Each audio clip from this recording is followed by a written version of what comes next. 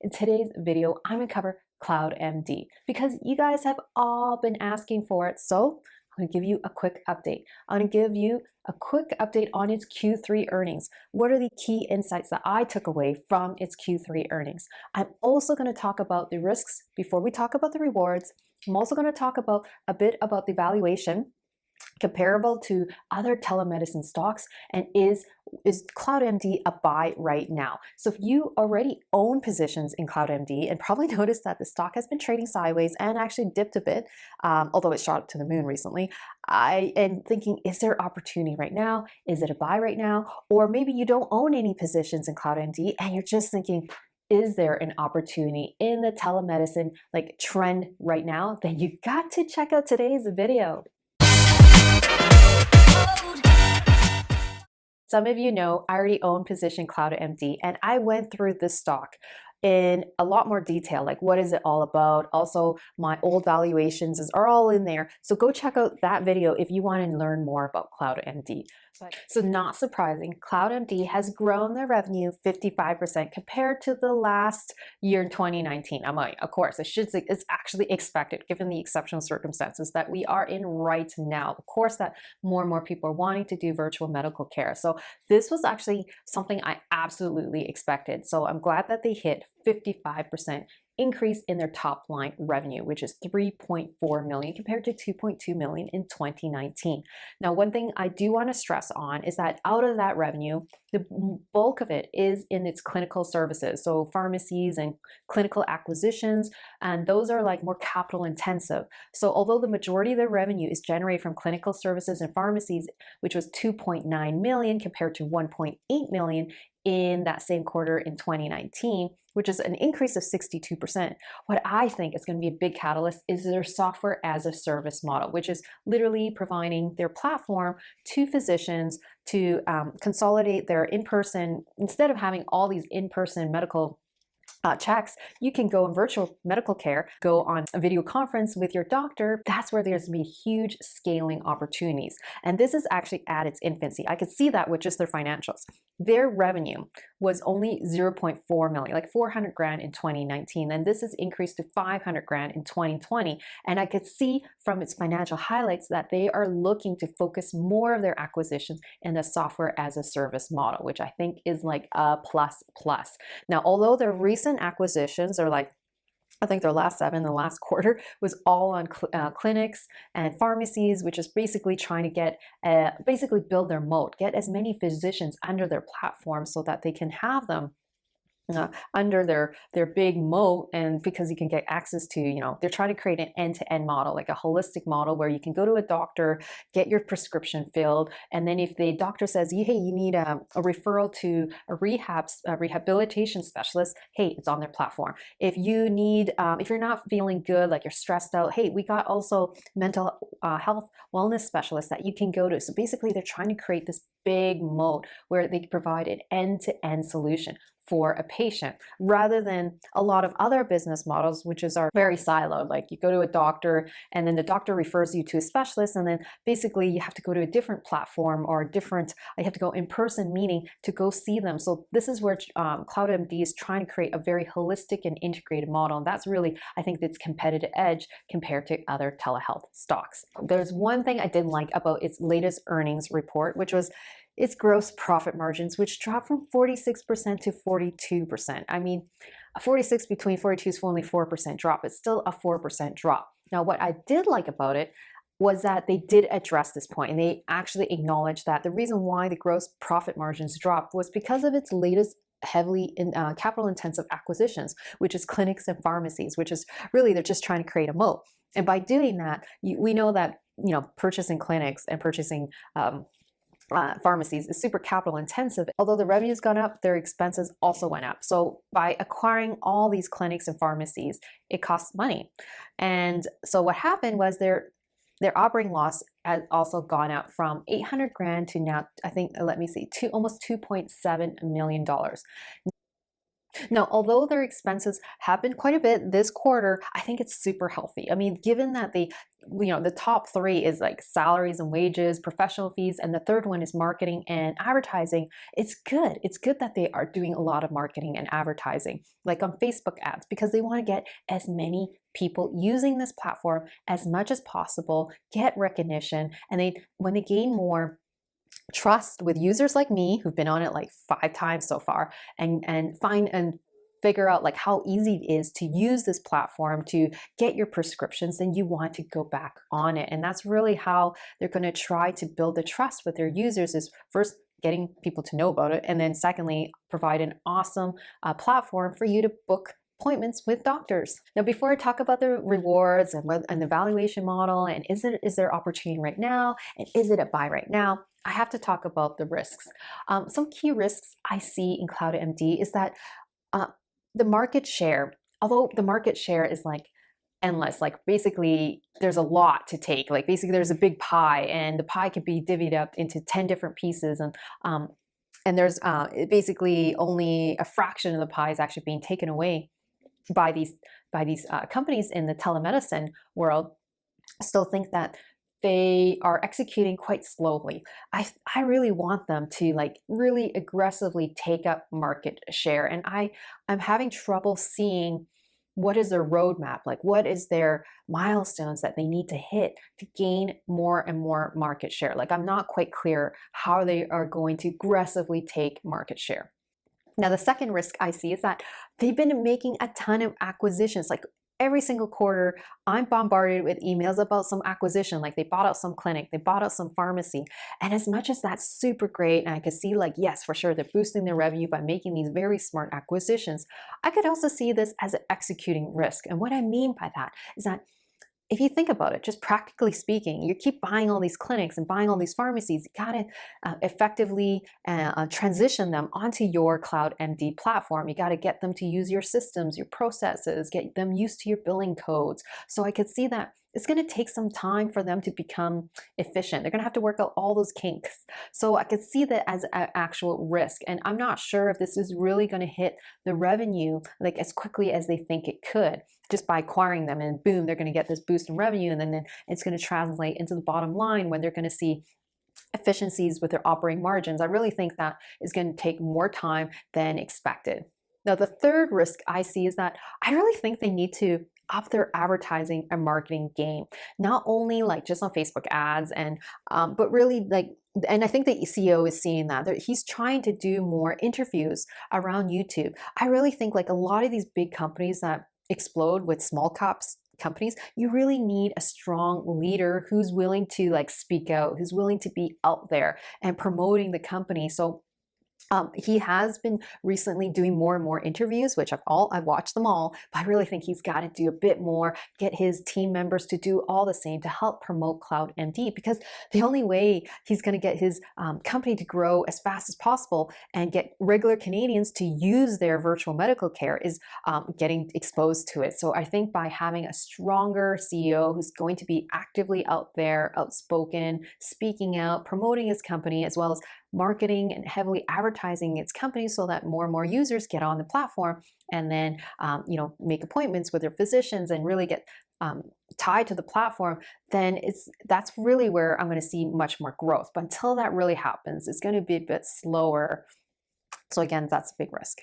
I would say that given the risks, just be super careful if you're going to make an investment in CloudMD. Use money that's like play money, like speculative money, which is no more than 5% of your portfolio. And that's a good rule of thumb to have, because at least it's a very small amount of money. If it doesn't do well, it won't hit your portfolio. Now let's look at its valuation. So I did this in my video up here in the past. I'm going to revisit a bit of my valuation by looking at a couple companies that are in this space and how does the financial metrics measure against these companies. So let's look into that right now. As you can see, CloudMD is like a competitor to Well Health and TDOC. Now, TDOC is a US-based company, but I thought this was really good to compare to, because TDOC is like way bigger than CloudMD, and they're a bit more advanced in the US. So basically, they could be like a bit of the future for CloudMD. So when you look at CloudMD and Well Health and TDOC, you can see that the debt and compared to its cash, all three are super healthy. But what I think out of the debt versus cash, meaning like how much cash they have versus how much debt they have, CloudMD actually outshines these other two companies. You can see that CloudMD has $33 million in cash, yet they've only got $2.2 million in debt. Versus, say, TDOC, which has $1.3 billion in cash versus 948 million. Now, I think all three companies have an exceptional amount of cash that they can easily pay out their debt in like lickety split if they really, really want to. Now, just a bit of warning, the reason why CloudMD has got this much cash is because they've been issuing more shares, okay? So there is diluting their shares, but this is super normal for a small cap stock, which will dilute its price per share. And that's probably why you're seeing a bit of correction to its stock price, is because it is issuing more shares, because this is a capital intensive company. They need money to buy out other clinics and pharmacies. So, but by doing that, they need to issue more shares and raise the capital. Now, the good news is that it looks like just on their financial sheets, they have adequate cash for the upcoming foreseeable future to make those acquisitions. So I think that hopefully the amount of issuing shares is going to slow down, but I mean, I won't hold my breath because again, this is a small cap stock and that's what they do. Then the next metric I look at with these small cap stocks is looking at its price per sales revenue ratio, which is basically its revenue multiple compared to its market cap. Now, the reason why I'm using this valuation versus price per earnings versus EV over EBITDA, like that's a super hard acronym to say, is because these companies don't have positive earnings. They're not profitable, okay? They are small cap stocks, they're startup companies, they have still yet to prove themselves, and that's why they're speculative stocks. So we got to use like a metric like price per sales ratio. So I'm going to use its forward revenue. I'm not going to look at its trailing, like its last 12 months revenue. I got to look at what its forecasted revenue is like for next year compared to its market cap. And that will give you a sense, is it trading cheaper or more expensive compared to these other telehealth stocks? So we're going to do comparison to TDOC and Well Health. So TDOC, you can see that the analysts are expecting around $1.95 billion for 2021 revenue. That gives it a price per sales ratio of 14.3. We use Well Health, which is expecting around $103 million next year based on the analysts, assuming the analysts are correct. I mean, that's a big assumption, but let's just assume these analysts are correct. Then the price per sales ratio is 10.67, which is actually, wow, that's good. It's lower than TDOC. Now let's look at CloudMD. If we go with a revenue run rate that recently they sent an email out saying that they're super comfortable expecting a revenue for next year's 35 million, which I think is a little bit higher than what the analysts are saying. Yahoo Finance, if we use 35 million, that gives us a price per sales ratio of 9.82. So what does this all mean? Well, this means that given CloudMD's financial position, its debt position, its revenue position, its revenue multiple, it kind of says like out of the three, CloudMD is a big winner, like from a fundamentals and financial statement perspective. But let's take this one level deeper. I want to give you some insight on what other companies are buying out telehealth these telemedicine type companies for. And I think this recent example by Loblaws is going to give us insight on how they are pricing these types of companies, like basically how do they value these companies. So Loblaws recently made an acquisition in Maple, and Maple is a competitor to CloudMD. They provide virtual medical care. So Loblaws spent $75 million to only take 20 to 25% of Maple. Now, this is super important. This is important because Maple only has revenue of $25 million a year. So basically, Loblaw is saying, hey, I'm going to pay $75 million to only own 20% of your company because you generate $25 million. So what this means is that based on an enterprise value, which is basically how much is Loblaw's willing to pay for Maple, is using the $75 million, divide that by 0.2 will give you the enterprise value, basically how much Loblaw is willing to pay and how much Loblaw is valuing Maple as a company. So they think Maple is worth $375 million. Now, if you compare the enterprise value divided by its revenue, then we have a revenue multiple of 15 times. So if you look at all these other telemedicine stocks that are traded in the stock market, it looks like it's pretty comparable. Like we've got TDOC trading at 14.3, we got Well Health trading at 10.67, and then we got CloudMD trading at 9.82. So that just gives us even more confidence that yes, CloudMD is actually trading at fairly good values when compared to these other telemedicine companies.